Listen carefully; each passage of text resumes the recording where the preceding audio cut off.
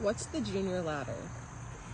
The junior ladder, or as I would prefer to refer to it as the Motorsports Stairway to Heaven, is kind of the path of growth in the open seater series. So as a driver who wants to drive open seat race cars, heaven would be F1, Formula One.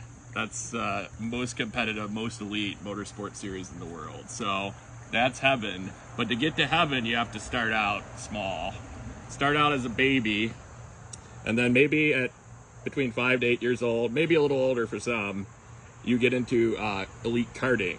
Elite karting in its own is very competitive, very expensive, one of the most competitive youth sports in the world. And then from there, you get into driving an actual open-seater race car. So the first step up from there would be the FIA F4 series or the National F4 series. I say F4 in quotes because they're not FIA recognized, so they may not be considered real F4, but they're comparable power specs. Next up the ladder, there's the FIA Regional Formula, and to make it a little bit more confusing, sometimes it's called FIA Regional Formula 3 or Formula 3 Regional, but this is FIA accredited, and then there's also comparable power National F3 series.